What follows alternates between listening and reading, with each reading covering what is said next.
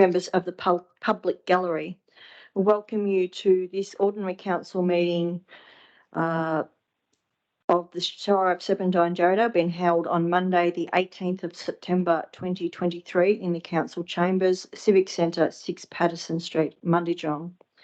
I declare this meeting open at 7 p.m. and acknowledge that this meeting is being held on the traditional land of the Noongar people, and we pay our respects to the elders past, present and emerging. I'd also like to advise members of the public gallery that the meeting is being audio recorded in accordance with council policy. If you are asking a public question or making a statement or deputation to the meeting, this will be audio recorded. Members of the public are reminded that no other visual or audio recording of this meeting by any other means is allowed. Item 1 on tonight's agenda is attendances and apologies. We have one apology from Councillor Bias for this evening's meeting, and Councillor D'Agostino will be joining the meeting via electronic means. Can we please confirm that Councillor D'Agostino is online, please? Yes, thank you, Madam President. Thank you, Councillor D'Agostino. Item 2 is public question time. 2.1 is response to previous public questions taken on notice. The response is in tonight's agenda and will be published in the minutes of this meeting. We'll move to item 2.2 is public questions.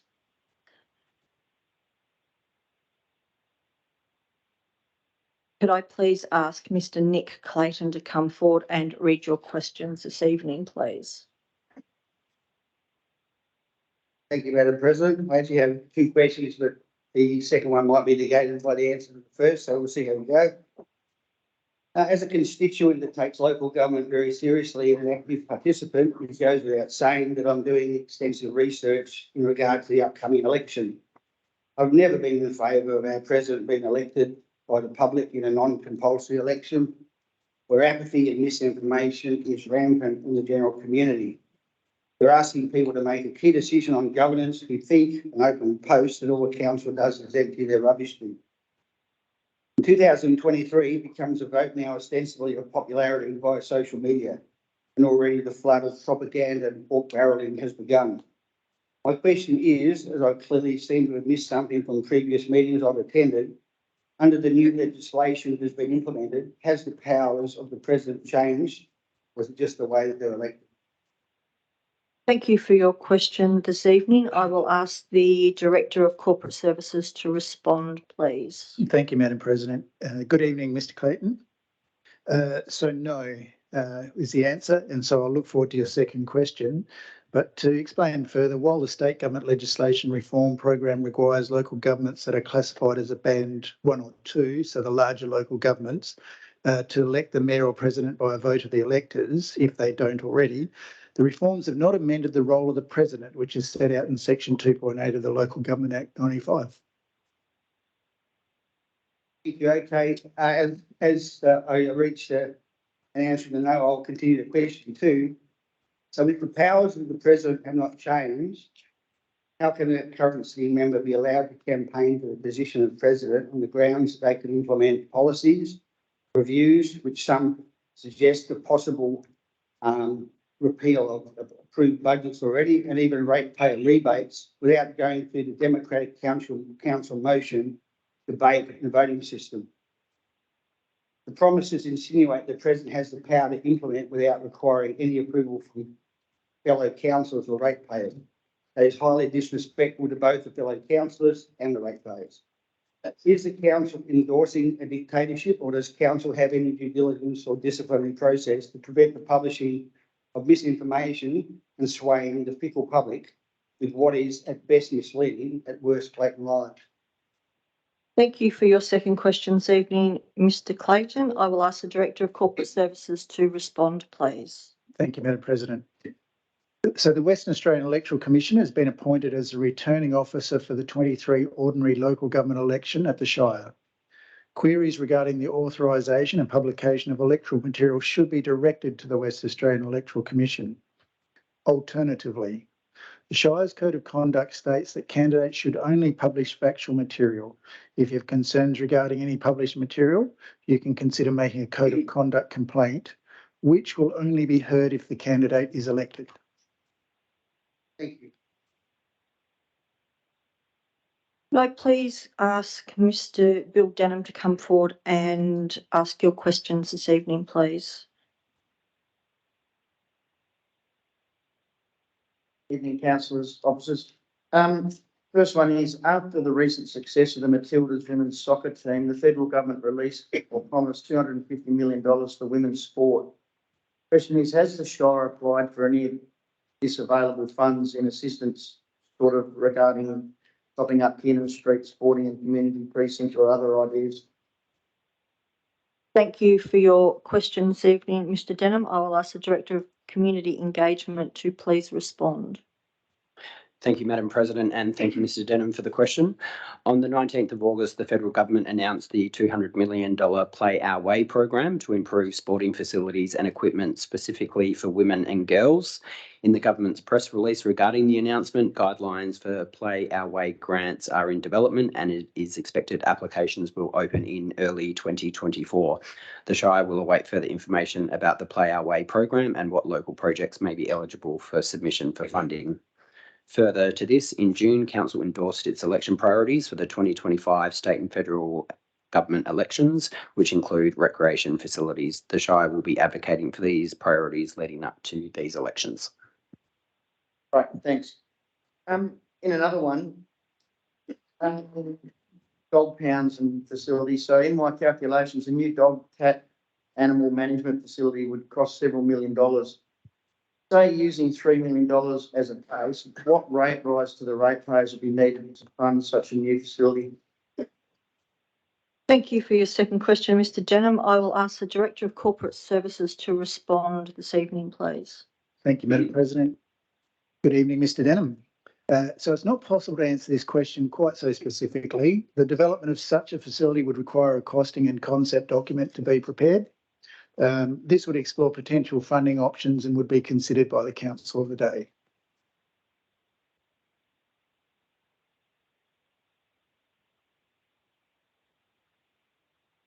Can I please ask Mr. Christopher Jacobs to come forward and ask your questions, please?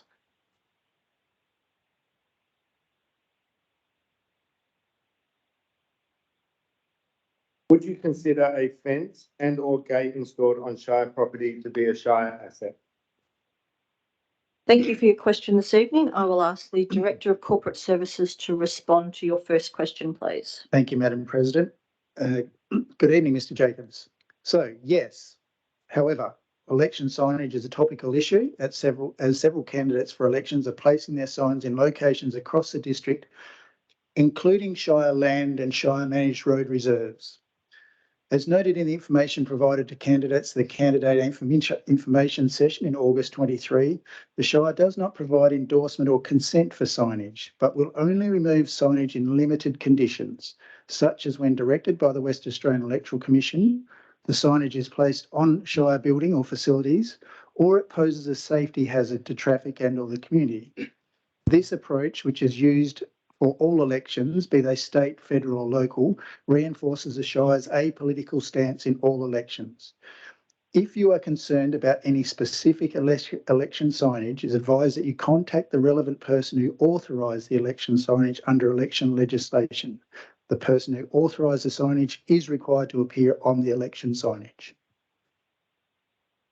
Is there any or was there any early voting for local government election in the Shire of Serpentine Jarrahdale today at Briggs Park or the YMCA Recreation? Thank you for your question. I will ask the Director of Corporate Services to respond to your second question this evening, please. Thank you, Madam President. No. Early voting does not commence until the statewide notice is issued by the West Australian Electoral Commission. It's anticipated that early voting will commence on Tuesday, 26 September 23. A list of polling places and times is available on the Shire's website. The Recreation Centre at Byford will be a polling place on election day, Saturday, 21 October 23, from 8 a.m. to 6 p.m. On the Shire's webpage under information sheet, election signage or signs, whether election signs or not must comply with the Shire's local planning policy 4.11. Prior consent is required from the Shire for any signs that are on property that is owned by the Shire freehold or which is under the care, control and management of the Shire and are not to be erected on Shire facilities or assets without consent. However, the Shire states that consent to erect election signs on Shire facilities or assets will not be provided, as it may be interpreted as having the endorsement of the Shire and conflict with the apolitical position that the Shire maintains. The only exception to this is on the day of an election where the facility is being used as a polling place. So my question is to you, Madam President, who gave you consent to erect a sign on the wire fence at Briggs Park that fences off the water tanks near the cricket practice pitches? Thank you for your question this evening. I will ask the Director of Corporate Services to respond to your third question, please. Thank you, Madam President. So there are many signs up at the moment in regards to the election. So public question time is probably not the best forum to be discussing the merits of an individual sign. So, and as noted in the information provided to candidates at the candidate information session in August 23, the Shire does not provide endorsement or consent for signage, but will only remove signage in limited conditions.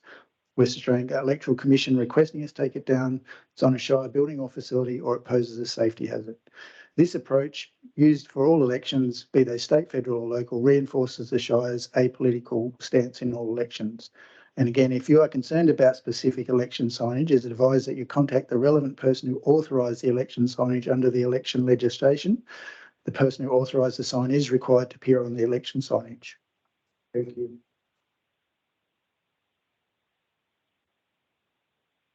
Can I please ask Mr. Michael Smoten to come forward and read your question, please?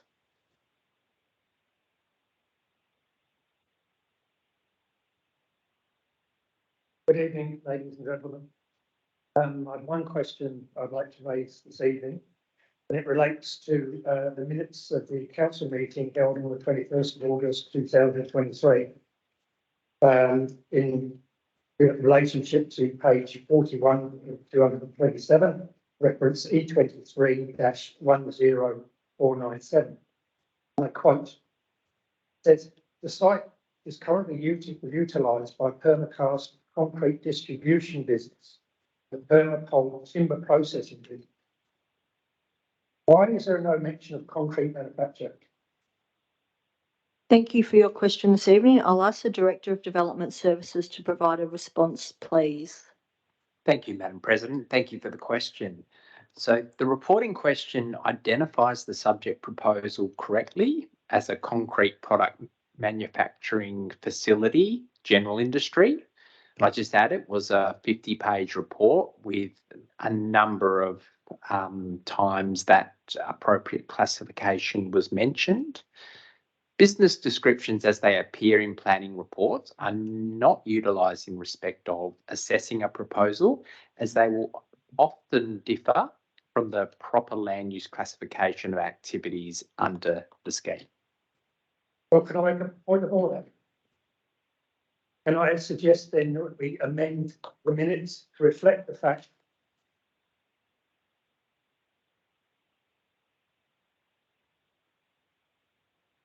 because the way I read this and the way it appears on paper, it says quite categorically that the site is currently being now utilised by Permacast concrete distribution, suggesting that they're just distributing concrete, not manufacturing it. Now, if we go back to the very beginning, 2006, where all this emanated from, because there was confusion, according to the Shire, regarding what actually wasn't happening on that site. I want just to make sure that everything is clarified. I don't. Every I is dotted and every T is crossed. Make sure in the future there's no. Well, we don't understand what is going on. We didn't actually see a monstrosity of a site being constructed right under our noses. Mr. Smoten, the Director has answered the question that you have put forward this evening. A point of order. I would like it noted in the minutes that he has not answered my question. I'd like it minuted, thank you very much. He has answered your question as you submitted. Madam President, I beg to differ. Thank you.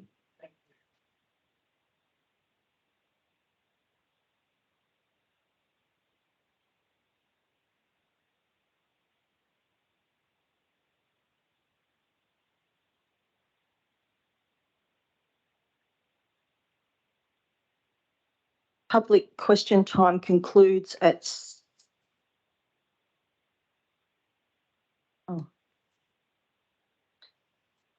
under the Local Government Act, we are to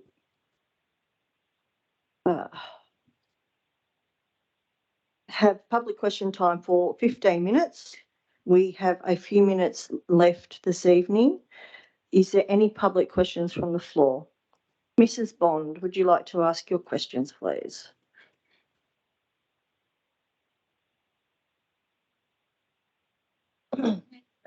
Serpentine Jarrahdale Shire, local government elections 2023 require permission to put election material on council property. You just went through all that, right? Oh, I listened to everything you said. So excuse you on that one. Is it the normal behaviour to make wild promises to voters and fail to materialise those promises after the election, e.g. splash park?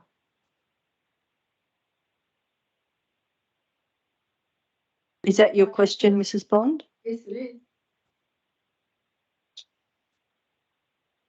is. Madam President, the Director of Corporate Services answered a similar question to that earlier on. I don't know, not the splash park, but just about claims that are made by candidates. I don't know. Yes. Splash park, there's another promise been made, and I'm referring to the e.g. splash park. The last election, you're going to have splash park. You're going to have splash park. Yeah. You're not going to get what's offered now either. Yeah. So the splash park that was committed at the last election was a state government election request. If the candidate is promoting it as a candidate. And so the Director of Corporate Services answered a similar question about that earlier on, about if candidates are making claims in the election, there's avenues to approach them.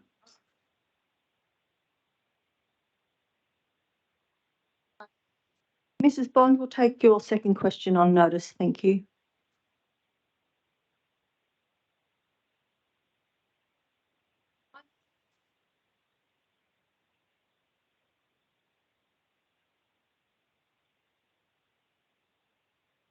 Mrs. Bond, councillors can bring notices of motion to council when they have an item that they see fit to bring to council. I ask you to take that one on notice, please. That's not a satisfactory answer. Take on note. Thank you, Mrs. Bond.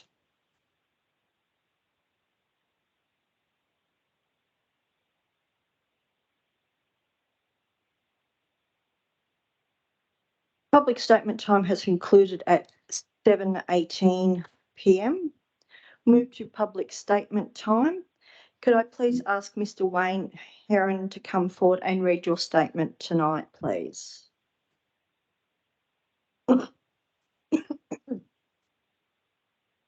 Yeah, my statement regards to the treatment and complaint by the Shire CEO, and he replied to that statement. First up, drainage. I've asked for no more or less, given the other landowners on Ruddle Street, 101 and 100. 101 on the corner of Thompson and Ruddle Street has a small open drain on the edge of the road and in the Berg area. This drain runs the length of the property and stops at lot 100.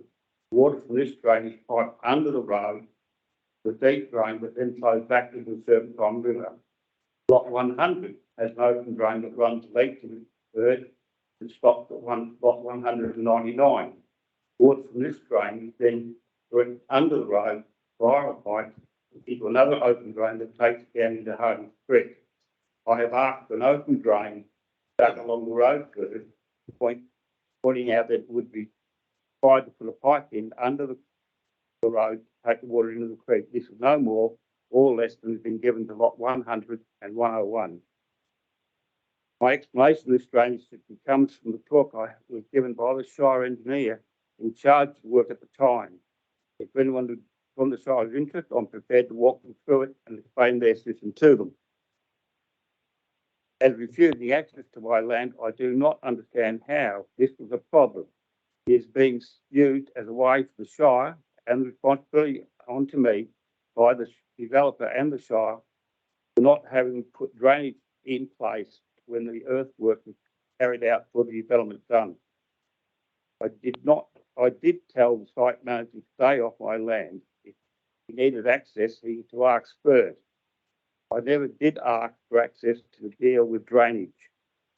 I find it hard to believe that anyone in this room would not be upset with the developer were they to come home one day, walk out on the backyard and find surveys peaked 3.5 metres beside their fence line. When I spoke to the site manager about the peaks, I was told that the land was required for their road.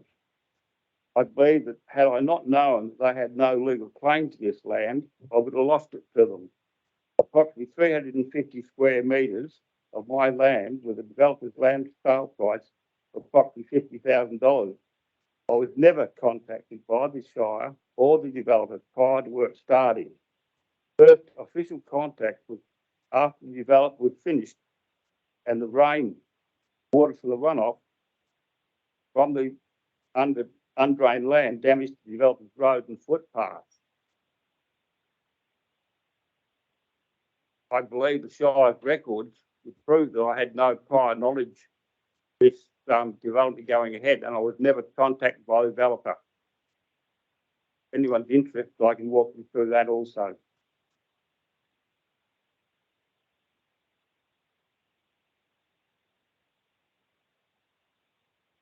Can I please ask Mr. Nick Clayton to come forward and read your statement this evening?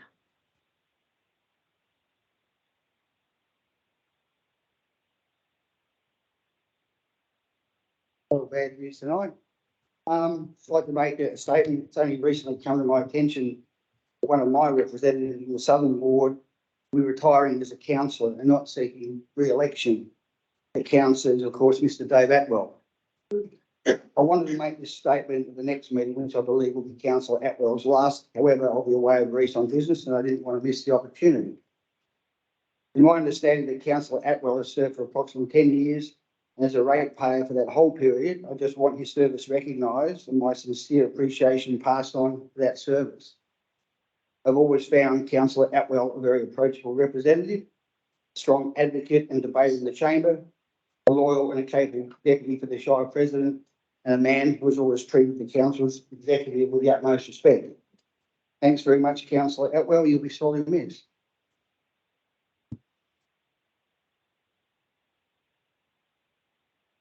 Members of the public gallery, please be quiet while other people are making statements. Can I please ask Mr. Bill Denham to come forward and read your statement this evening?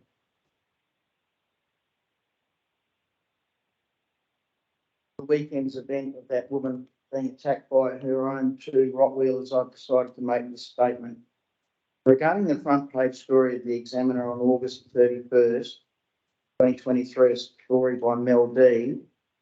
1.5 years after the actual dog attack that's talked about. I don't know why it's so long into the attack. Contrary to the story, this is what really happened, and people don't realise this. On January the 31st, 2022, in the middle of summer, around midday, I saw two dogs, one an American pit bull chasing, obviously attacking our pet sheep, and this is all on video. I immediately called the Shire Ranger Services and the response was very prompt, exactly what you would want and expect. The lady ranger assessed the situation and proceeded to work quickly and calmly secure the two dogs are absolutely exhausted. He requested some cool water and gave them a drink before taking them to the Shire facility and trying to find the owner of the attacked dogs. In my opinion, from the ranger's quick response, she saved our flock of pet sheep. Approximately 20 years ago, we had a whole flock of sheep completely wiped out by dogs. Sheep and lambs just absolutely mauled. Since the dog attack in January, we've had a pet goat mauled so badly it had to be euthanised, not a sight for children to witness. This dog was last seen running towards the property next door where the January attack dogs have come from. So dog owners and trainers, don't blame the Shire's facilities. The attack was caused by not securing the dogs properly. The Shire Rangers do a fantastic job. Please, dog owner and trainers, make sure your dogs and pets are responsibly managed and secured. There are other people's pets. Cars could hit them and then get blamed for bloody running them over. And then there are children out in the road in the real world.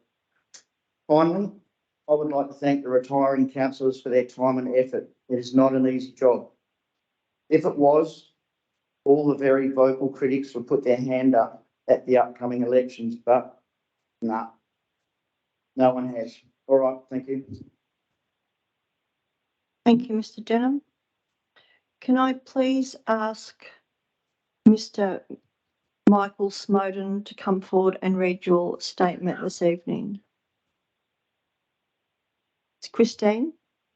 Thank you. Can you please come forward and read your statement?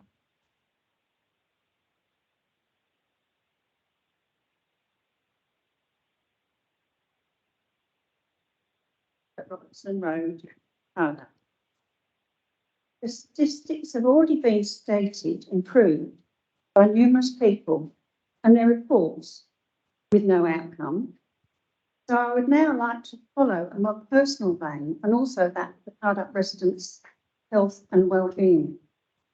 While the so-called clean-up is now meant to be undertaken by Permacast, how have all the previous years of their illegal manufacturing affected the water we drink and the air we breathe? As we have said before, we came to Cardiff for a rural lifestyle with clean air and a peaceful environment. How do we know if the air, water has affected our health all these years since Permacast set up this illegal facility?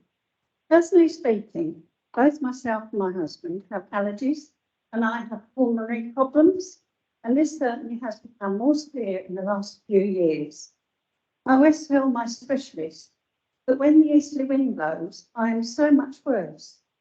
Is this due to the Permacast facility, dust pollution? Who knows? I honestly think that the first thing that should have been done by the Shire or Department of Water months before this facility was extended and illegality was realised is the testing of water that the Cardiff residents use, especially the drinking water, even after it has been filtered. We also need testing of the air purity, extending out to the 1 kilometre zone, especially during the summer months when the southeasterly winds are gusting. We realised at the end of last summer, March 22, that our drinking water, even though it is filtered, became much more concentrated with the turquoise colour than in any previous years. Was this due to the water being taken by Permacast, or was it pollution from their facility that leached into the groundwater? Again, who knows? It was at this time that we decided to have bottled drinking water delivered to us. The previous owner of our property had a pony on the land, which is designated bush forever. Why were the Shire so adamant about them not being able to have a pony on this property, whilst they did not notice the huge, noisy, illegal setup extensions to the Permacast facility during and after 2006? I think the Shire councillors need to go to Specsavers. I would also now like to read out President Rich's profile that is featured on the Serpentine Jarrahdale website.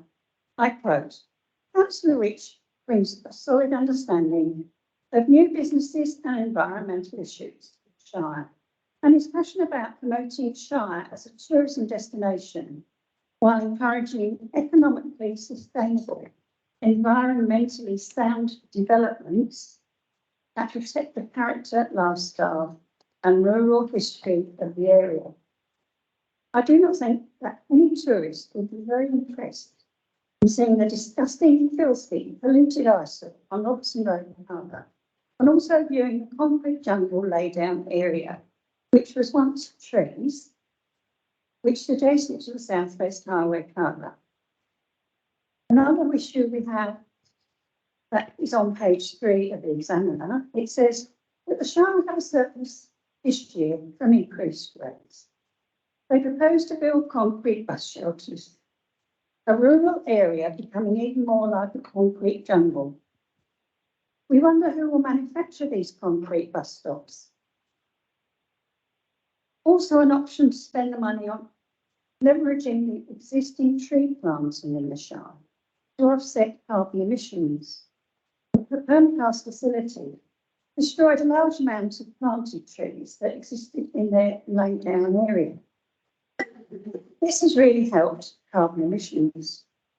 Also, the other two eyesores that have been built along the South West Highway also need greening. Good health, everyone. Thank you. Could I please ask Mr. John McEwen to come forward and read your statement this evening, please?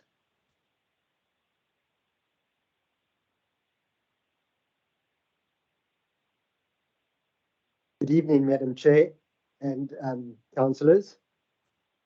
My statement is related to item 10.1.1, proposed Metropolitan Region Scheme Amendment, Cardiff Urban Precinct. Given the event over the past few weeks related to this piece of land and one particular industry currently located on it, I read this agenda item with skepticism and found it ironic. The events I'm referring to, of course, the last Shire meeting when all nine councillors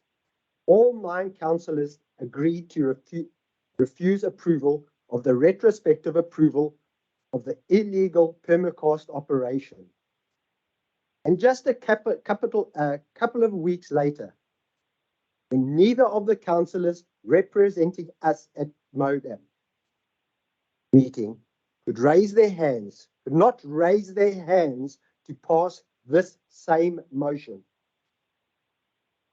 We all felt depressed after that meeting on the 8th of September, but the actual depth of betrayal only hit us after the event of the meeting, which was described in detail in the Examiner newspaper. The history of zoning and activities on this piece of land is extremely ironic. In 2012, a company called RPS Coltaz Smith, representing the owners of this piece of land, put forward a plan for Cardiff Industrial Precinct, which culminated in most of the land being rezoned as general industry. Those of you who are familiar with the recent MODAP meeting will find the name Coltaz familiar. In 2019, Harley Dykstra created the local structure plan for the Cardiff Business Park, stating stringent environmental implementation in relation to issues of subdivision, industrial buffer zones, noise management, on-site effluent, wastewater and stormwater management, wetland management, fire management, bush forever interface, site planning and landscape design. In early 2023, Harley Dykstra put forward the retrospective approval application for the permacast facility with reduced buffer zones and reduced environmental requirements. Now we have the same proponent, Harley Dykstra, submitting a proposal for most of the land to be rezoned once again, create the Cardiff Urban Precinct.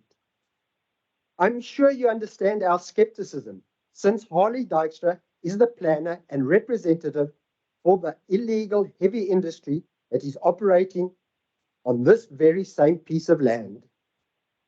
We're sure there's some cunning plan behind this proposal. I'm sure you are familiar with the recent ABC News item that reported of our previous state premier pressurizing the head of the EPA regarding industry emissions. He requested Dr. Hatton to withdraw tough new emission guidelines. This type of lowering of standards has been used for this particular company. Heavy industry is now called general industry. The laydown area where heavy equipment operates and illegal operations result in emission is performed was referred to by Mr. Dykstra as industry light. This area has been approved by the Shire and the company feels it is their absolute right to do whatever they like on this area.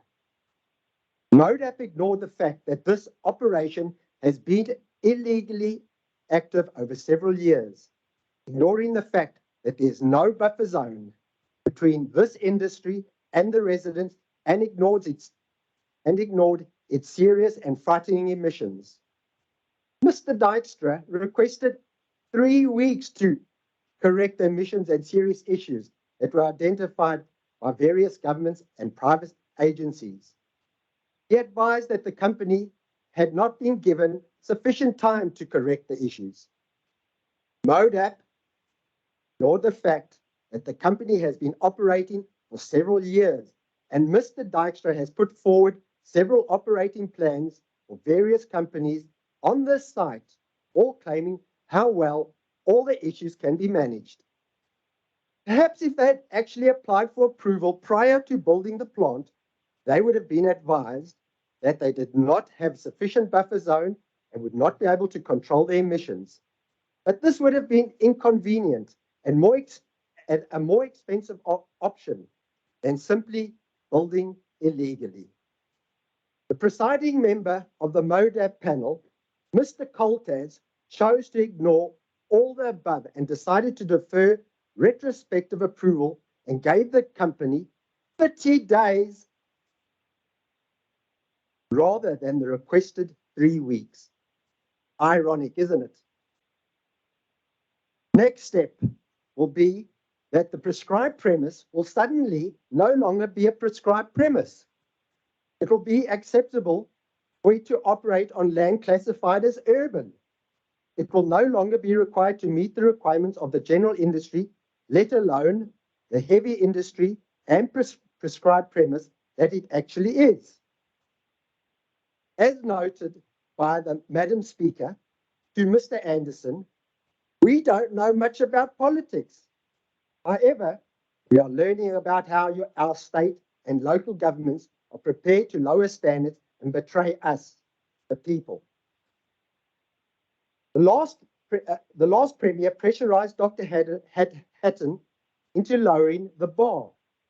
Let's hope this behavior is not taken up by other politicians and government agencies to pressure the DWER to reduce emission regulations. So far, the DWER have done a fantastic job, and it would be very disappointing to see them cobbled by political purposes. Thank you.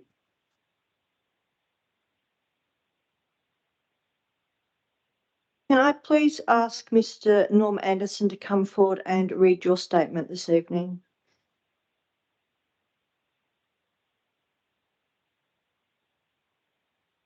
Good evening, Madam President, councillors.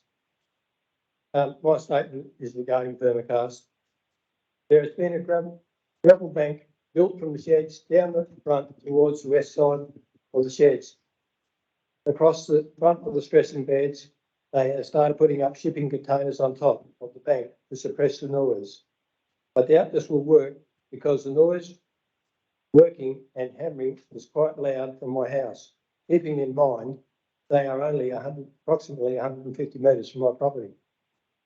These front stressing beds closed in by bank and shipping containers creates a small working environment. This restricted area causes unsafe working environment for employees. Mobility beepers on machinery are constantly going. I've heard these 2 kilometres away at a client's house in Kavanagh Street. There are 2 stressing beds at the front of the west boundary. One handles 3,000 tonnes and is 109 metres in length. There are 2 more this size on the property. Vibrating these huge concrete and steel moulds causes vibration through the ground, which causes my house to vibrate. This is a huge concern. There is no relief from this and noise, which can go for 2 hours at a time. There has been been a lot quieter since the Mojo meeting, although I think they still done concrete moulds using small stressing beds. I have photographic evidence of concrete trucks up and down Soldiers, Robinsons, and some used Carbo Drive. Looking at the amount of reinforcing steel being brought in, they appear to be increasing production in the future. A 5-acre lot, a couple of houses down from me on Soldiers Road, had 2 mobile cranes parked in the back of their property. They were made to move them because of visual emission. Permacast cranes are so big you can see them through the trees and over top of the trees. This is visual emission to residents, general public and tourists. It is a mine site look that is not very inviting to the area. I'm still very concerned about the evaluation to our properties due to this concrete manufacturing mine site. Just to put in at the end, I have photo and video evidence of concrete trucks coming and going. Also, I have photo evidence of fresh concrete still wet in moulds on the 11th of September. Thank you. Item 4 on tonight's agenda is petitions and deputations. Can I please ask Mr. Paul Gantris to come forward and present your deputation this evening, please, in relation to item 10.4.1, proposed change of use of showroom to health studio and relocating of warehouse and light industry uses, lot 128, Southwestern Highway, Byford. Thank you. Good evening, Madam President, council members and others in attendance. Tonight, I'm speaking, I'll introduce myself. My name is Paul Gantis. I'm the Managing Director of IRBI. We prepared a detailed transport impact statement for the proposal, and we also undertook a parking analysis. So tonight, I'm speaking in support of the development proposal and in support of the Shire Officer's recommendation for approval.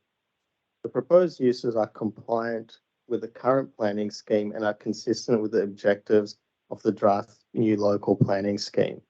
The traffic report we prepared indicates that there will be only a minor increase in traffic as a result of the proposed change of use. We have reviewed vehicle access, circulation, and car parking and provided design input to help inform the car park revisions. In our assessment, car parking layout is compliant with Australian standards and no issues were identified. The traffic, to address the on-paper parking shortfall, we undertook an independent parking demand analysis. As there are a mix of uses on the site, parking demand for the different uses will peak at different times of the day. Therefore, we prepared a temporal parking demand analysis for the entire site. The parking analysis was undertaken using methodology set out in the Institute of Transportation Engineers Parking Generation Manual. As documented in our traffic report, peak parking demand for the development is estimated to be 34 bays at 5 p.m. on weekdays. There are 44 parking spaces proposed on site, which equates to a model peak parking occupancy of around 77%. The analysis confirms that there is more than enough car parking to support the practical needs and operation of the site.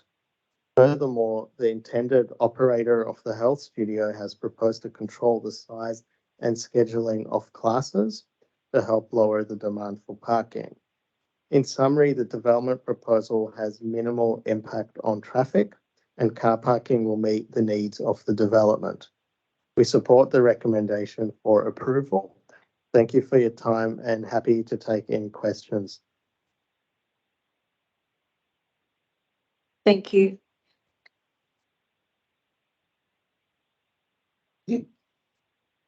Item 5 is the President's report.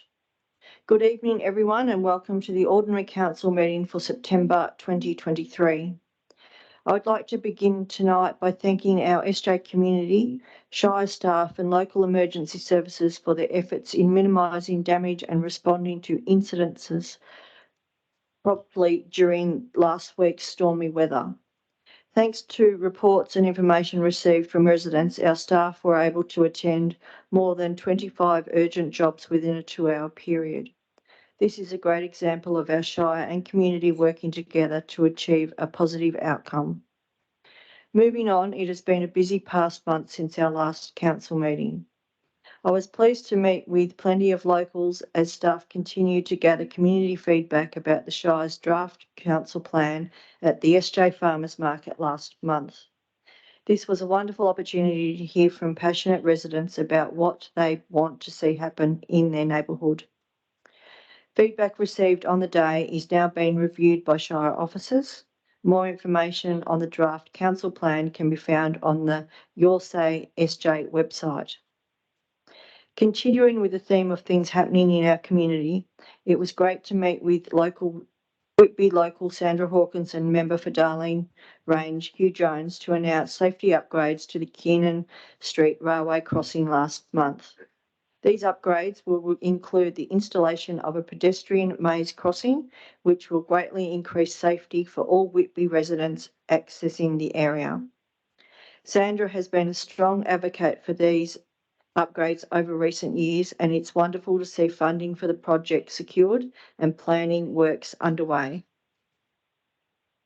Looking ahead with winter behind us and summer now fast approaching, it's a timely reminder for all SJ residents to ensure their properties are prepared for the threat of bushfire over the coming months.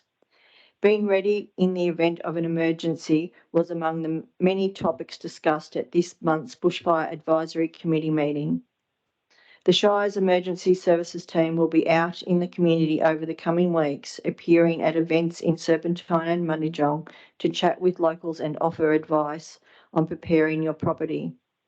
More on bushfire preparedness can be found on the Shire or the DFES website. In closing tonight, I'd like to congratulate Central's football club for the league team's win in the grand final on the weekend. It is the first time in 16 years that the league team has brought the flag home, so congratulations to the Mundijong Centrals. As always, my full calendar can be viewed on the following pages. Item 6 is declarations of councillors and officers' interest.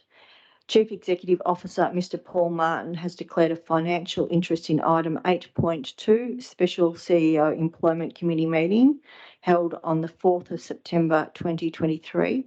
The nature of the interest is the CEO Employment Committee deals with the matters regarding his employment. The extent of the interest is that I am the CEO. Mr Martin will leave the meeting while this item is discussed. Item 7 is confirmation of minutes from previous council meetings. 7.1 is the ordinary council meeting for the 21st of August 2023. Can I please have a mover for this motion?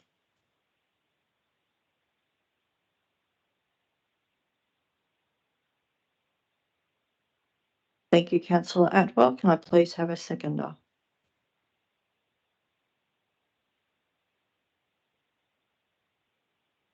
Motion will lapse for the want of a seconder. Item 8 is receipt of minutes or reports and consideration of adoption of recommendations from committee meetings held since the previous council meeting. 8.1 is the Audit, Risk and Governance Committee meeting held on the 28th of August 2023. Can I please have a mover for this motion? Thank you, Councillor Strange. Can I please have a seconder? Thank you, Councillor Atwell. Is there anybody opposed to this motion?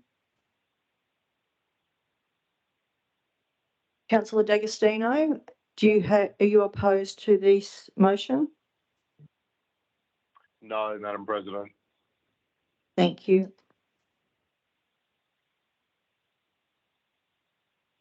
Motion is carried unanimously. Madam President, I've declared a financial interest in the next item, so I'm going to leave the room. Thank you.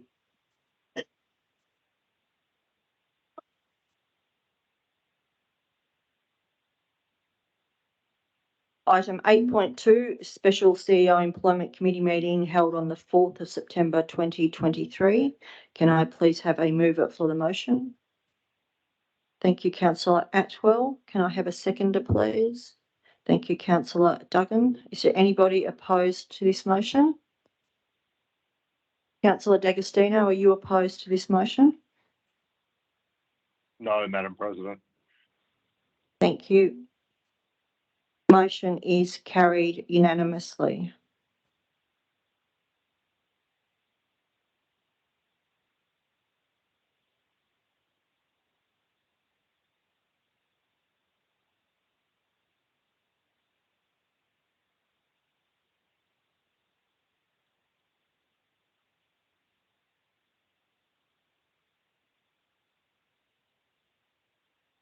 Mr. Martin, the item 8.2 was carried unanimously by council. Item 9 is motions of which notice has been given. 9.1 is notice of motion, Jarrahdale pedestrian improvements. I'm happy to move this motion. Can I please have a seconder? Thank you, Councillor Atwell. Is there anybody opposed to this motion? Thank you, Councillor Mack.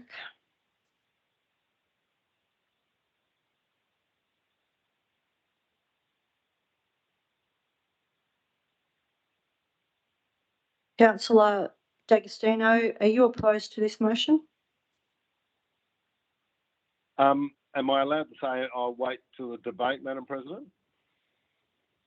Thank you, Councillor D'Agostino.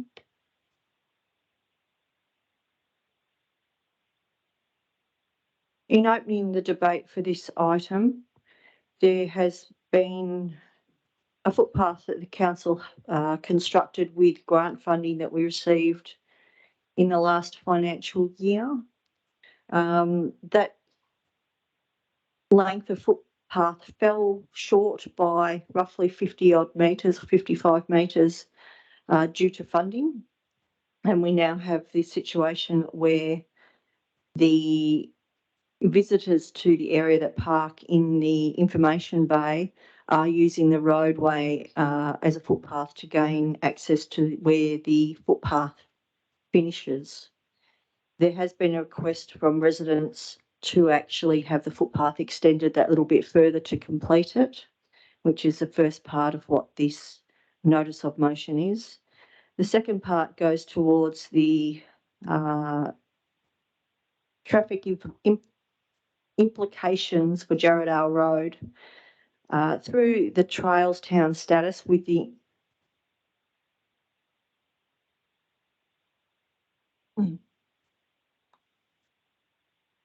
increase of pedestrian movements through the town centre along the length of Jarrahdale Road with inside the town boundaries, and with the Tonkin Highway extension that will come into play once the Tonkin Highway extension is completed, the increase of traffic that we'll most likely see on Jarrahdale Road. Given the time frame that it actually takes to have work done in that space, I think this is an ideal time that council actually start looking at having something done in that space to make improvements and to engage with the community to be able to see what is going to be the best movement forward in that space. Thank you. Councillor Atwell, would you like to speak or reserve? Yes, Madam President, I'll just say a few words. I totally endorse the motion. It's a very good motion, and it's providing safety to, I guess, a number of pedestrians. We're talking about 53 metres, which is not a large piece of footpath, and I think it will greatly improve what is already there. Thank you. Councillor Atwell. Councillor Mack, would you like to speak against the motion, please? Yes, thank you, Madam President, and I do thank you for bringing this in. It is actually important that we look at these footpaths and safety aspects And I do foresee that this is a important piece of infrastructure that we are going to need at some point. The question that I have is the process here that's been done. Now, I think that it's important that we think about a strategic planning of the area. We haven't discussed this at a PCF. It's been brought to our attention at 20 to 2 on Friday afternoon was the first time I started to consider this. I've had other residents through my campaigning and door knocking. We have the Gracefords old age facility where they have the assisted living housing. There is approximately 100 metres of footpathing that fall short, that their walking frames, their scooters can't fit on those walking frames, prohibiting their access into the shops. So if this motion wasn't to get up, I think it's a good idea to actually foreshadow another motion to PCF footpaths and develop an asset management plan and create a priority list for maintenance, replacement, and the build of new footpaths in the Shire, because I think we need to actually have a strategic plan for all footpaths and not just rushing into things. Thank you. Thank you, Councillor Mack. Is there any councillor who'd like to speak for the motion? Councillor D'Agostino, would you like to speak for the motion? I'll keep waiting. Thanks, Madam President. Thank you, Councillor D'Agostino. I don't have anything to add in closing for this item, so I'm happy to take this motion straight to the vote. Councillor D'Agostino, are you for or against the motion? Against, Madam President. Thank you. All those in favour of the motion? All those against? Motion is lost 2-5.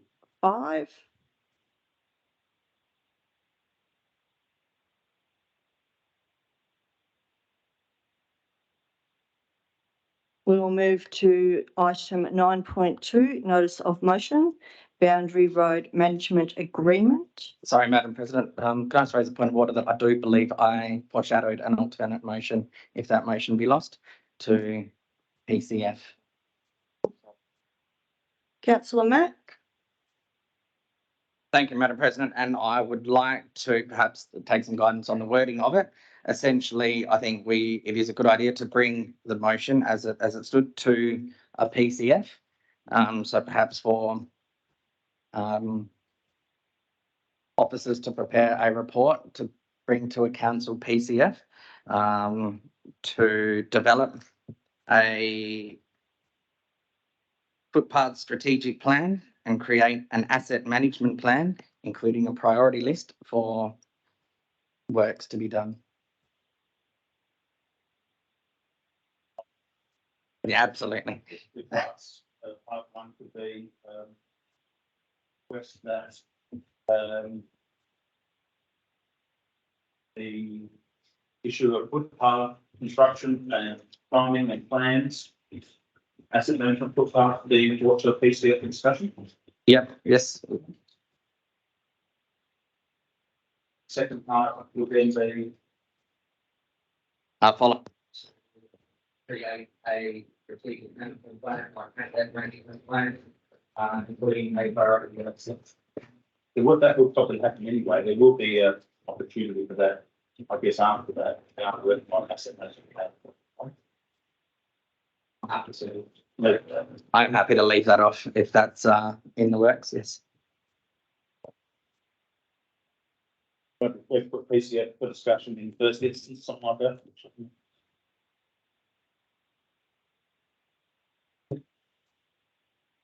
Just one point. Happy with that? Are you happy with that, Councillor Matt?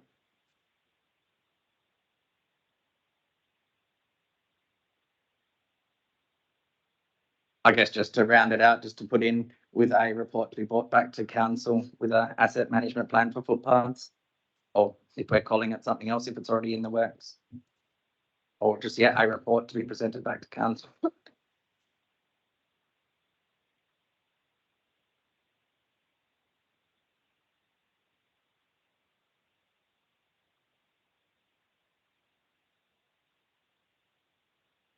Mr. Martin, I have a question, please.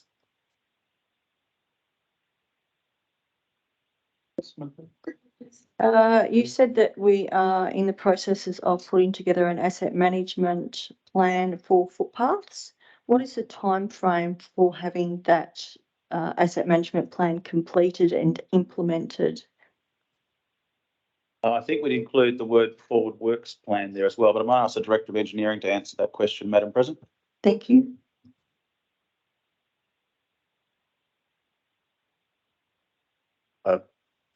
Thank you, Madam President. Currently, there is no forward works plan for footpaths. In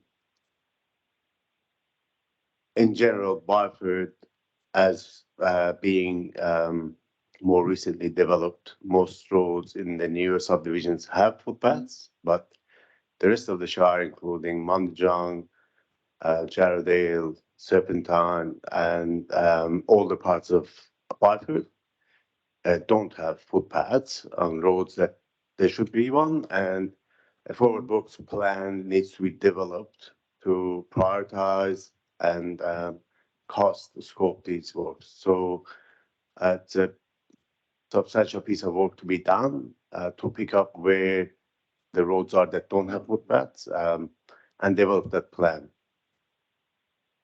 So to answer the question, Madam President's question, I think it would be fair to say the report that would come back to council would indicate the time frame and costing for that plan to be produced, but it is quite a significant amount. So am I right in my understanding that we would be unlikely to see the plan to have this work done come to council in the near future? We can bring a report to a PCF to explain the current situation and what it needs to be done in terms of resources to develop the plan. In terms of developing the plan itself, we would need resources to do, which we don't have currently. So my understanding then, Mr. Martin and the director, was that we do not have the capacity or the resources to actually put in place the asset management plan for footpaths at this point in time.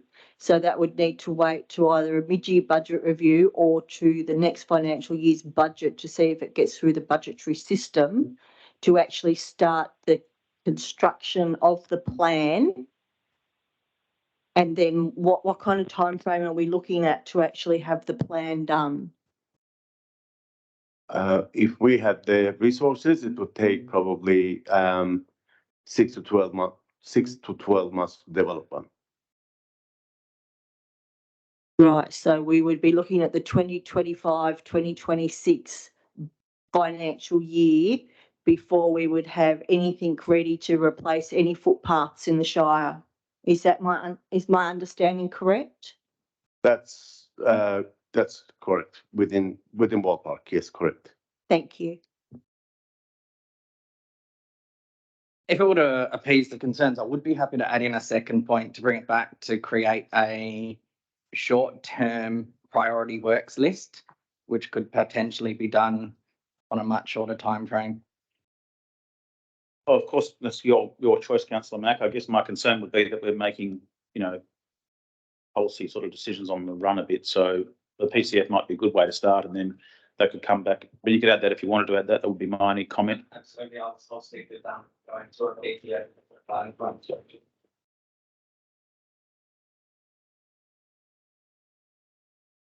Thank you, councillors. We have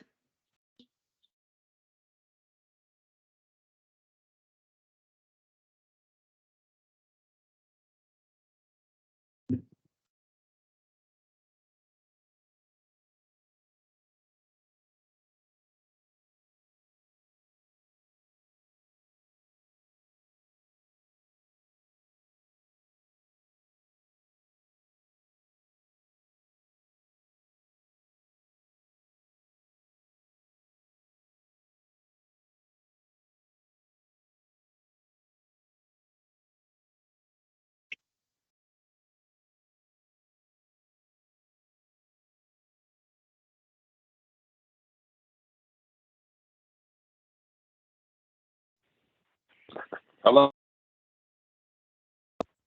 Councillor D'Agostino, you're back online. Yeah, thank you.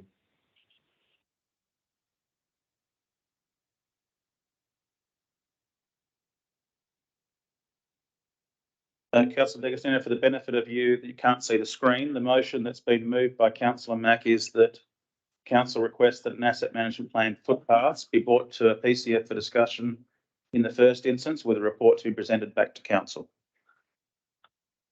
Thank you.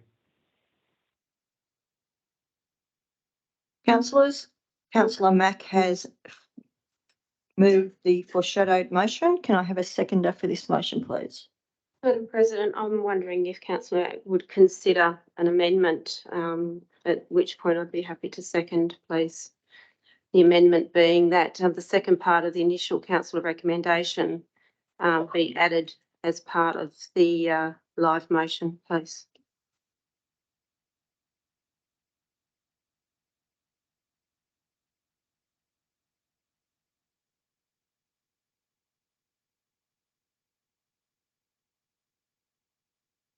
Well, before Councillor Mack considers that, can I just get some advice from the Manager of Governance about if that's possible to do?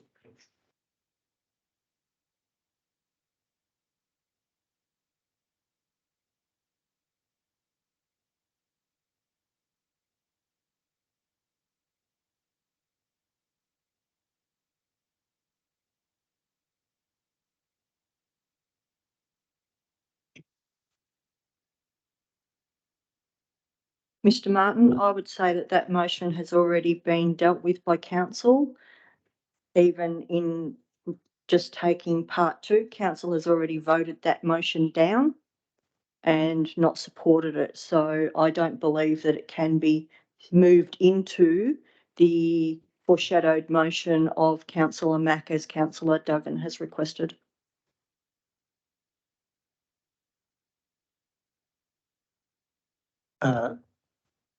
Perhaps I could just read the clause in the standing orders. So a motion to the same effect as any motion that has been negated by council or committee, except those motions provided for in 14.1 of the standing orders, shall not again be entertained within a period of 3 months, except with the consent of an absolute majority of the council or committee members. So it could be moved back onto the floor with all. To that effect, it's up to the presiding member to make a ruling, and then if there's disagreement or dissent. If it helps, I don't think I would be willing to add it. I think it would be something that should come to the PCF and discuss there. So I don't think I would be. Thank you, Councillor Mack. I'll call again for a seconder for the motion as it stands put forward by Councillor Mack. Thank you, Councillor Duggan. Is there anybody opposed to this motion? Thank you, Councillor Atwell. Councillor D'Agostino, are you opposed to this motion? Again, Madam President, if I can wait for the debate, thank you. Thank you. Councillor Mack, would you like to open debate, please? Yeah, thank you, Madam President. As I said in my earlier debate, I think it is a good idea, and I think we do need to start looking over footpaths. We do need to actually have some strategic planning around these things, and I think bringing footpaths to a PCF to be able to have a conversation amongst all councillors and the executive management group around what priorities we have in the Shire and what needs to be done, and actually come up with a strategic plan for dealing with our footpaths across the Shire would be of much benefit. And this particular motion might end up by being the priority that we give later down the track, but it is something that I believe we should be PCFing and giving proper due diligence to the process of footpaths across the whole Shire. Thank you. Thank you, Councillor Mack. Councillor Duggan, would you like to speak or reserve? I'll speak. Thanks, Madam President. After hearing Councillor Mack say that he is happy to have the second part of the original councillor's recommendation put forward as part of the PCF and be discussed, I think that that's a really good decision. Good communication is where we make our best decisions, and I think that that's a really good idea, and so I support this motion. Thanks. Thank you, Councillor Duggan. Councillor Atwell, would you like to speak against, please? Yes, Madam President, my only objection to the proposal or to the motion is that I cannot see for the life of me why we could not investigate the 53 metres. We currently, or not very long ago, had a debate where a citizen actually put forward a motion or got a deputation to and identified where we needed a footpath. And I think to sort of procrastinate on this is not quite the right way to go, although I do agree that it needs to go through maybe some of the details need to be ironed out, but I don't see that as an on-needs basis comes in. And some of these areas, especially Byford, I should not say especially Byford, I say especially Jarrahdale, Serpentine, Moneyjong, and probably parts of Keysbrook, etc., have fallen sadly behind in there, especially in things like footpaths, etc. So that is the reason why I oppose the motion, because I think we're getting a little bit too draconian, so to speak, if you like. Thank you. Thank you, councillor Atwell. Would anybody else like to speak for the motion? Councillor D'Agostino, would you like to speak for the motion? No, thank you.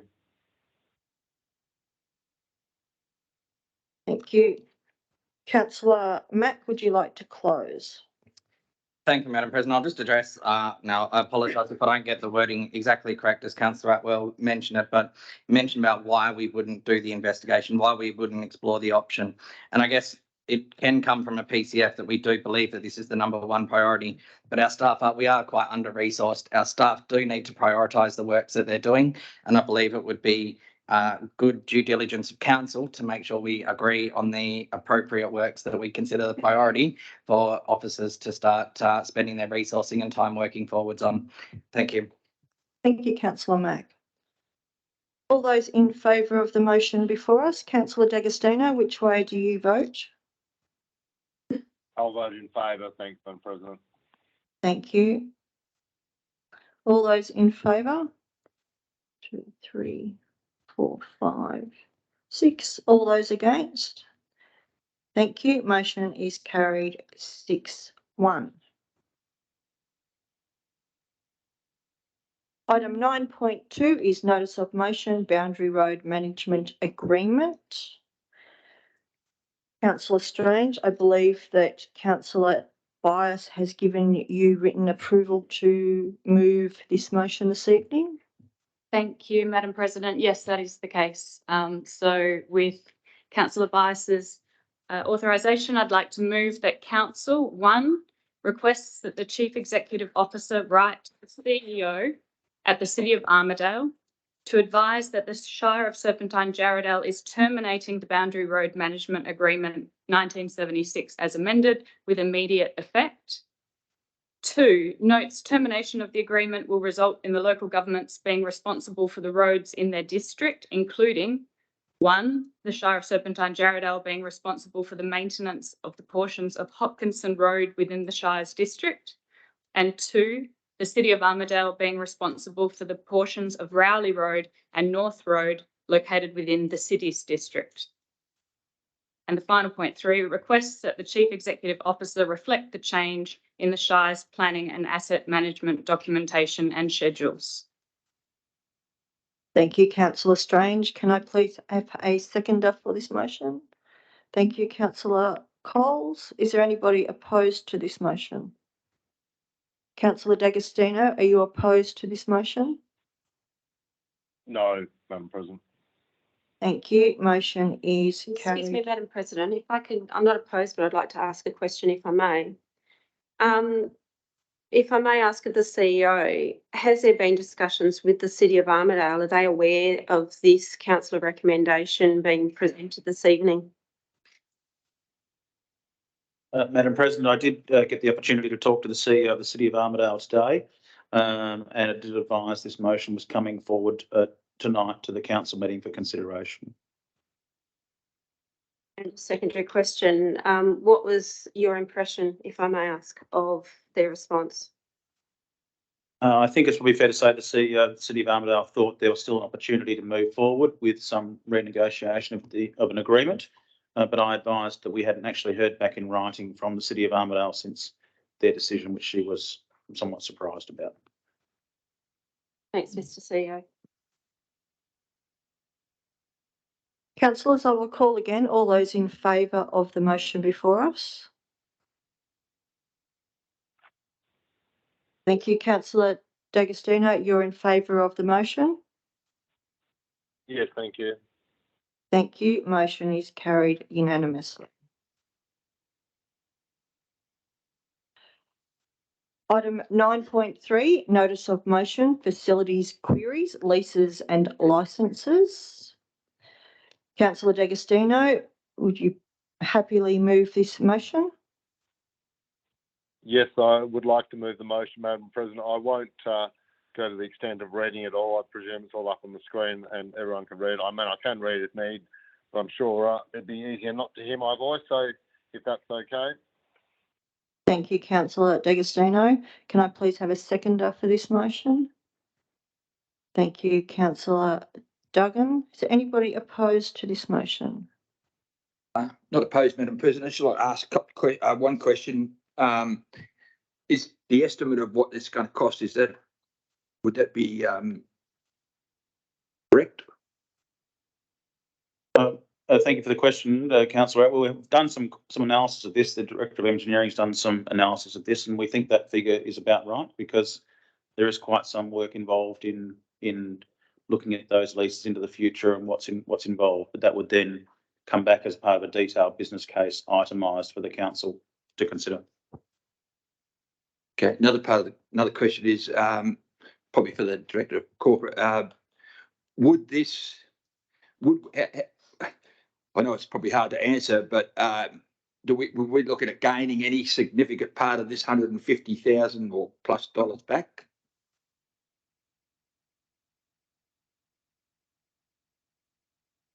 Yes, it is a difficult question to answer specifically.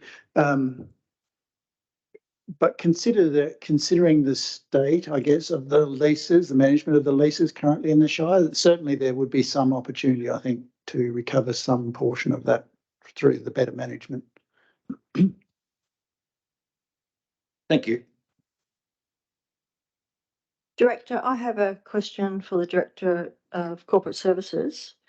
To gain any portion of the 150,000 roughly back through better management, would that better management include the sale of those facilities?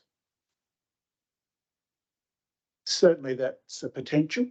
Yes, it could come from the sale of facilities, unused or underutilised facility. I wouldn't preempt that would be the case, but it's certainly a possibility. Thank you.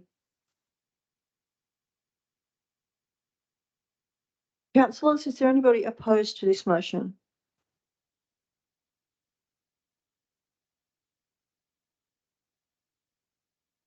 Motion is carried unanimously.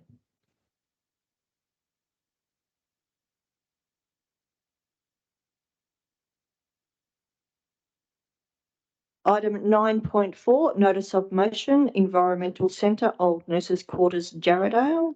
I'm happy to move this motion. Can I please have a seconder? Thank you, Councillor Atwell. Is there anybody opposed to this motion? Councillor D'Agostino, are you opposed to this motion? No, Madam President. Thank you. Motion is carried unanimously.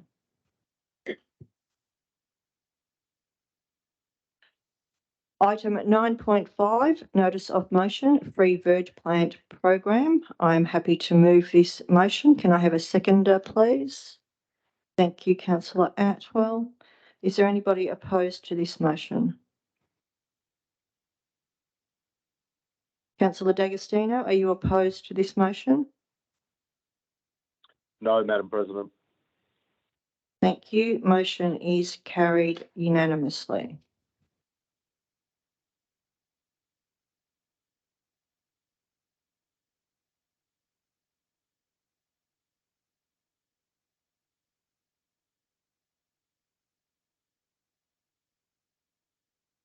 Item 10 is Chief Executive Officer reports. 10.1 is Development Services reports. 10.1.1 is proposed Metropolitan Region Scheme Amendment, Cardup Urban Precinct, request for preliminary comment. Can I please have a mover for this motion?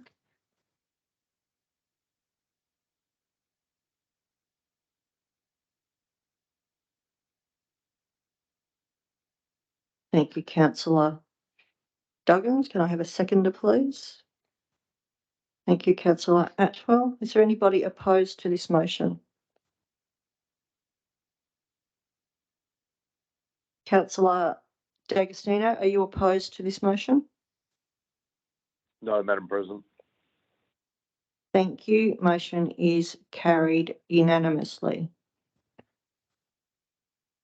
Item 10.1.2, update on draft local planning policy development within the rural zone. Can I please have a mover for this motion? Thank you, Councillor Duggan. Can I have a seconder, please? Thank you, Councillor Strange. Is there anybody opposed to this motion? Councillor D'Agostino, are you opposed to this motion? No, thank you, Madam President. Thank you. Motion is carried unanimously. Item 10.1.3, proposed road naming application, lot 9066 Orton Road, Byford. Can I please have a mover for this motion? Thank you, Councillor Atwell. Can I please have a seconder? Thank you, Councillor Strange. Is there anybody opposed to this motion? Councillor D'Agostino, are you opposed to this motion? No, Madam President. Thank you. Motion is carried unanimously. Item 10.1.4, proposed change of use of showroom to health studio and relocating of warehouse and light industrial uses, lot 128 Southwestern Highway, Byford. Can I please have a mover for this motion? Thank you, Councillor Duggan. Can I have a seconder, please? Thank you, Councillor Atwell. Is there anybody opposed to this motion? Councillor D'Agostino, are you opposed to this motion? No, Madam President. Thank you. Motion is carried unanimously. Item 10.1.5, Byford Train Station and Associated Infrastructure Development Application, Lot 101 and 34 Evans Way, Lot 1 Abernethy Road and Lot 103 Bushman Glade, Byford. Can I please have a mover for this motion, please? Madam President, if I may, I'd like to move the alternate motion as circulated by Councillor Straughtons, as circulated.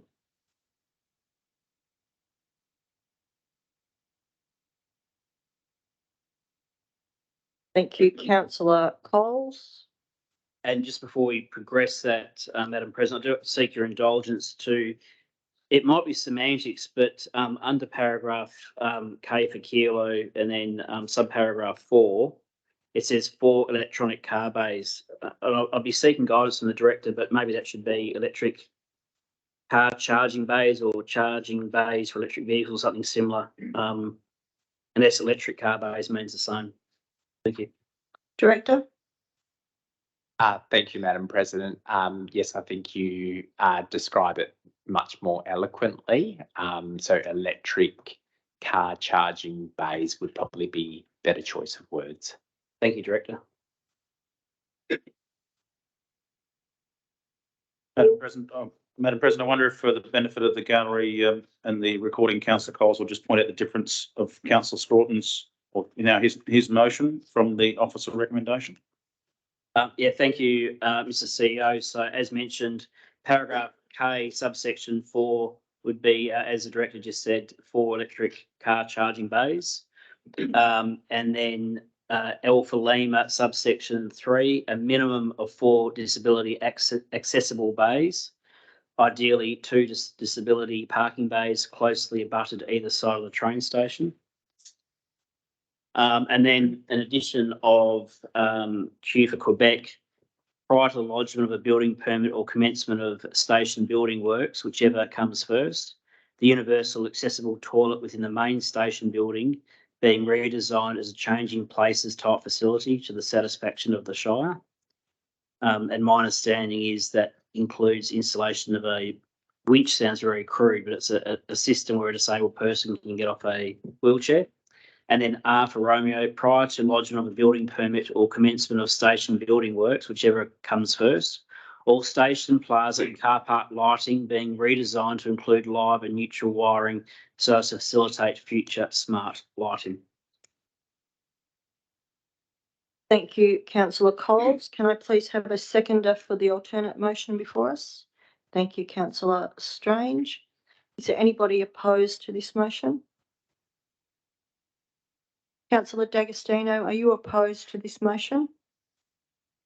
No, Madam President. Thank you. Motion is carried unanimously.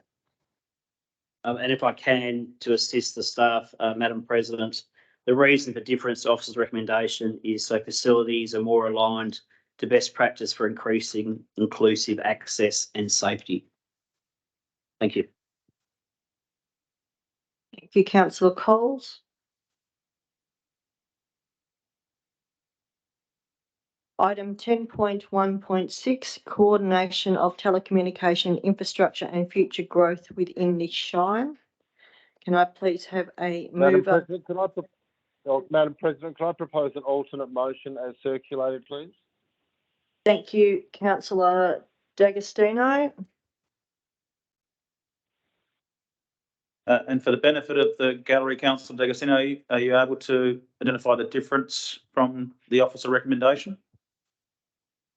Yeah, the objective of the alternative motion is really to add in an additional requirement on the carrier that's proposing the new tower in the event that they say, in the event that they're in a reasonably proximate location to an existing tower, what I'd like to ask is that if it is in close proximity and they say they can't utilise the existing tower for some technical reason, that we can then engage an independent expert at their cost to sanity check or review their commentary or analysis saying they can't utilise the existing tower. So we're not saying that it can't, the existing, their own new tower can't be created, but we do want an independent expert to review their analysis just to quality, I suppose, to check the analysis, because at the end of the day, if they could utilise the existing tower, that might be preferable. Thank you, councillor D'Agostino.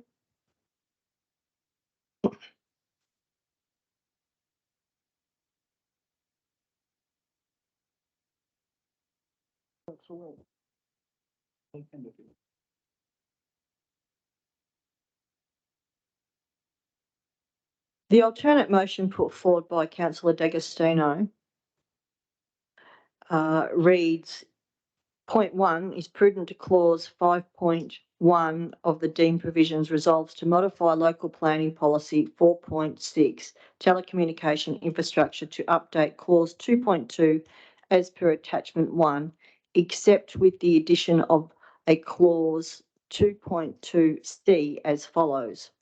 2.2c, all applicants for development approval which include a technical study purporting to conclude that co-location options are not possible is to have such technical study subject to independent peer review by a suitably qualified consultant at full cost of the applicant.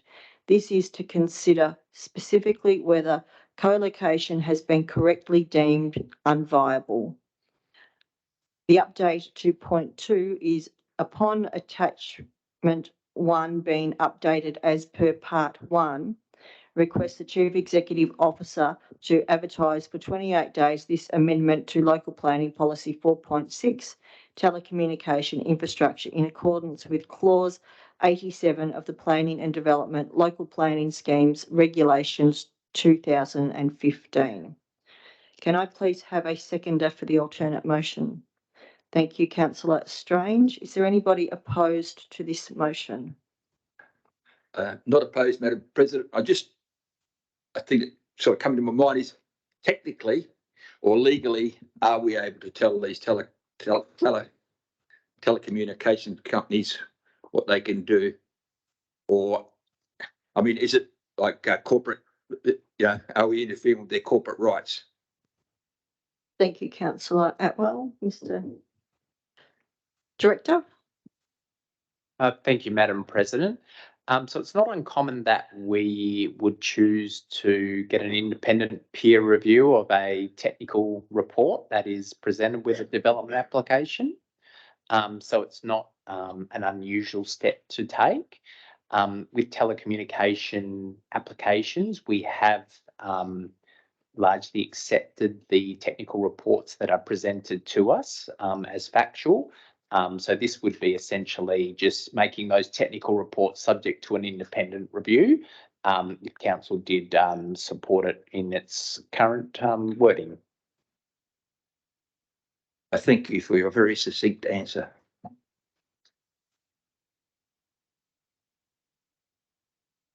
Director, I have a further question. Given the way this amendment or this alternate motion is written, would this mean that every application that came to council that stated that co-location would not be viable would have to be peer reviewed?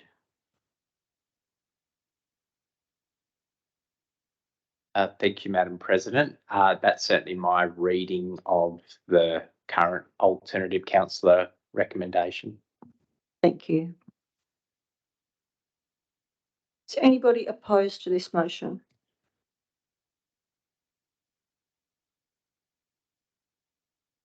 Motion is carried unanimously. Councillor D'Agostino, we will need a reason for the difference from the officer recommendation, if you're able to provide that to us, please. Paul, perhaps I'm just trying to summarise what Andrew just said so succinctly. I think to ensure that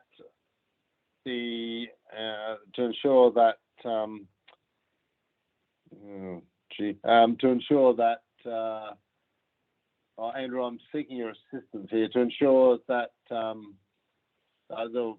is an independent review of any reports not agreeing to co-location. Is that okay, Director? Something along those lines?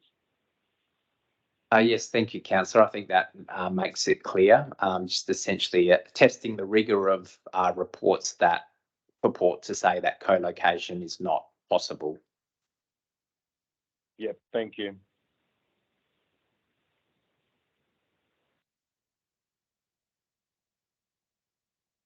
Open review when co-location is reported not to be possible. That's fine. Not.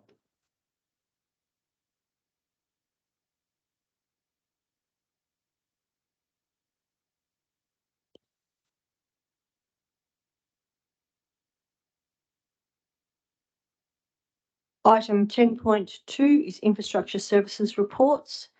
10.2.1 is the minutes of the Rivers Regional Council meeting held on the 17th of August 2023. Can I please have a mover for this motion? Thank you, Councillor Strange. Can I have a seconder, please? Thank you, Councillor Atwell. Is there anybody opposed to this motion? Councillor D'Agostino, are you opposed to this motion? No, Madam President. Thank you. Motion is carried unanimously. Item 10.2.2, award request for tender RFT 02-2023 bore and pump maintenance services. Can I please have a mover for this motion? Thank you, councillor Duggan. Can I have a seconder, please? Thank you, councillor Atwell. Is there anybody opposed to this motion? Councillor D'Agostino, are you opposed to this motion? No, Madam President, thank you. Thank you. Motion is carried unanimously. Item 10.3 is corporate services reports. 10.3.1 is confirmation of payment of creditors of August 2023. Can I please have a mover for this motion? Thank you, councillor Duggan. Can I have a seconder, please?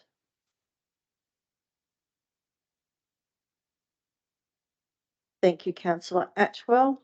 Is there anybody opposed to this motion? Councillor D'Agostino, are you opposed to this motion? No, Madam President. Thank you. Motion is carried unanimously. Item 10.3.2, monthly financial report, July 2023. Can I please have a mover for this motion? Thank you, councillor Duggan. Can I have a seconder, please? Thank you, councillor Atwell. Is there anybody opposed to this motion? Councillor D'Agostino, are you opposed to this motion? No, Madam President. Motion is carried unanimously. Item 10.4, community engagement reports. 10.4.1, 2023 to 2028 disability access and inclusion plan. Can I please have a mover for this motion? Thank you, councillor Duggan. Can I please have a seconder? Thank you, councillor Coles. Is there anybody opposed to this motion? Councillor D'Agostino, are you opposed to this motion? No, Madam President. Thank you. Motion is carried unanimously. Item 10.5, Executive Services Reports. 10.5.1, National Growth Areas Alliance membership and attendance in Canberra in November 2023. Can I please have a mover for this motion? Thank you, councillor Duggan. Can I please have a seconder?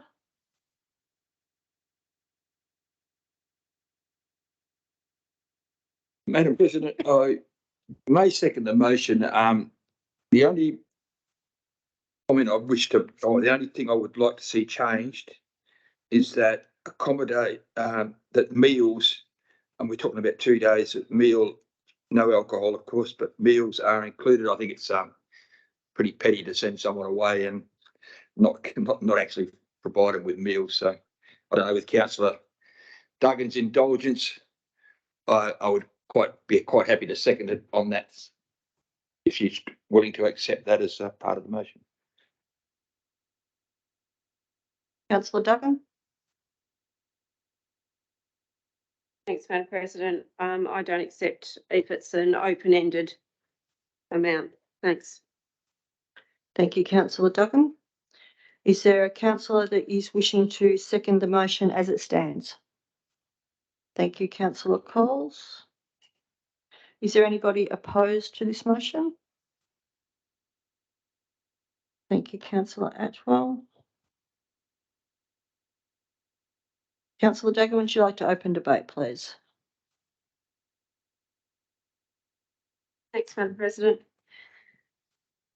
The National Growth Areas Alliance is a nationwide group that I think has been well explained to us in previous PCFs, and the benefit to our Shire to be making contacts on a national level, not just a state level, can't be underestimated. It's also a chance for us to not just learn from others, but to teach others and to put ourselves out there on a pedestal. We've got some pretty amazing staff here, and I think it's time that they're given the opportunity to shine. So this is opening the door for that. I think in the long term, it's going to save us money simply because if there is more than one shire working on an issue, it's a matter where we can learn from others' mistakes and see others' benefits.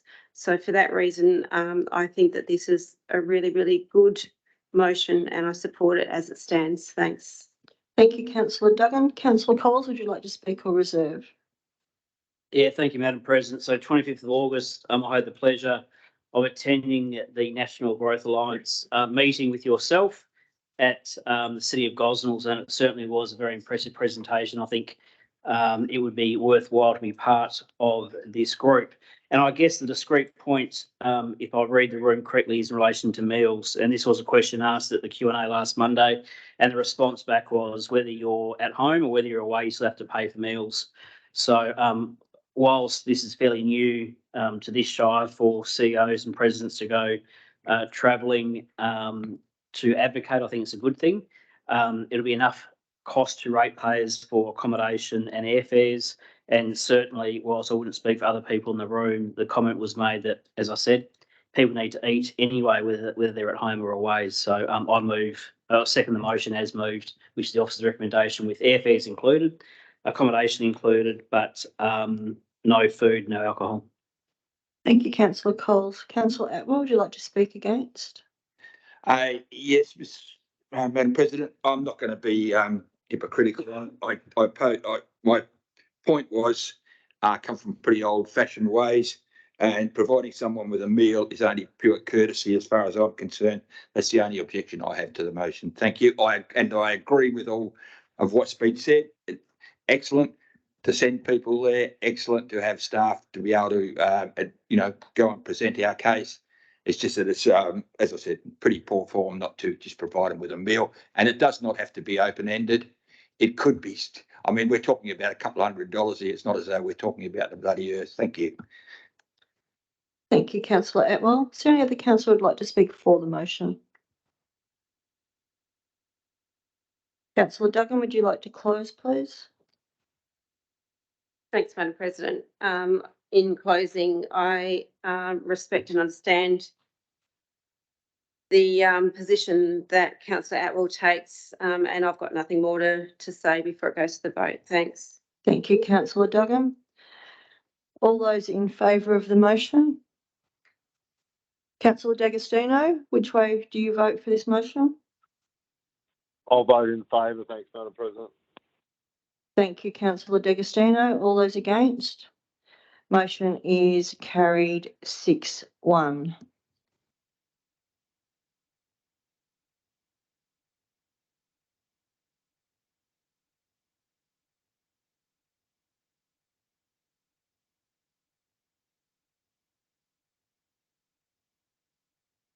Item 10.6 is confidential reports, of which there is nil.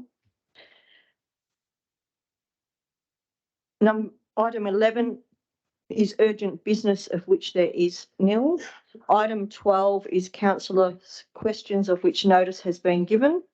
We have a number of questions that have been submitted by Councillor Bias. The first one of those questions is, I understand that the Local Government Act reforms allow for count-back provisions to fill casual vacancies. Is that correct? And if so, what is the process for the count-back to occur? I will hand to the Director of Development, the Director of Corporate Services, to actually read out the response, please. Thank you, Madam President. So yes, the reforms to the Local Government Act 95 have introduced new means to fill vacancies in certain circumstances. Schedule 4.1A and 4.1B of the Act provides for the filling of vacancies using backfill provisions. The Department of Local Government, Sport and Cultural Industries has produced the following flowchart to explain how backfilling works, which involves the first and second unsuccessful candidates in the relevant election being given the option to fill the remaining terms, with the option given initially to the first unsuccessful candidate. I'll give a brief précis of that chart, being that the CEO essentially writes to each of those unsuccessful candidates offering the position. Thank you, Director. Question 2 is, if an ordinary councillor election is not held in a ward where a casual vacancy is created, for example, through the popularly elected mayor-president election, that would mean a countback wouldn't be possible, forcing the casual vacancy to be filled by an extraordinary election. The backfilling provisions only apply in certain circumstances. For the backfilling provisions to apply, an election using the optional preferential voting must have occurred in the ward or district in the previous 12 months to fill a relevant vacancy in that ward or district. Thank you, Director.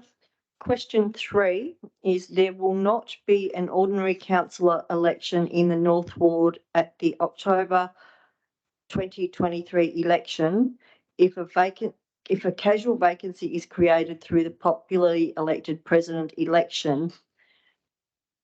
Would an extraordinary election need to be held to fill the casual vacancy? What would be the time frame? What would be the costs associated with conducting the election for the 1 times North Ward vacancy? Has an amount been budgeted for to cover the cost of an extraordinary election following the October 2023 ordinary election? And what would be the format, i.e. in-person versus postal? Yes, until a vacancy is filled in the North Ward using the optional preferential voting method, any vacancy created in the North Ward for any reason would necessitate an extraordinary election. Section 4.9 of the Local Government Act 95 provides that any poll needed for an extraordinary election is to be held on a day decided on and fixed, A, by the Mayor or President in writing, if a day has not already been fixed under paragraph B, or B, by the Council at a meeting held within 1 month after the vacancy occurs, if a day has not already been fixed under paragraph A. So the election day fixed for an extraordinary election is to be a day that allows enough time for the electoral requirements to be complied with, but unless the Electoral Commissioner approves or Section 410B applies, it cannot be later than 4 months after the vacancy occurs. The cost of holding an extraordinary election would be dependent on a range of factors, such as whether the election was conducted in person or using the postal method. And if the in-person method were used, the number of early voting and polling day polling places. As a guide, the cost of conducting the fresh election in the North Ward in 22 was estimated to be $22,000 for an in-person election and $30,000 for a postal election. 23-24 budget adopted by Council contains an election reserve which would be exhausted by the conduct of the 23 ordinary local government election. As such, the funding for any election other than the 23-24 ordinary local government election would need to occur through a budget reallocation. In the event that an extraordinary election is required to be held for any reason, a council would need to determine who is to perform the role of returning officer and the means of conducting the election, noting that only the West Australian Electoral Commission is permitted to conduct a postal election. Thank you, Director.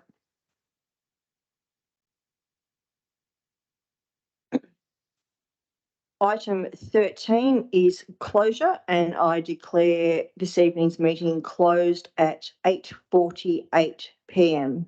Thank you, everybody, for your attendance. Please have a safe trip home.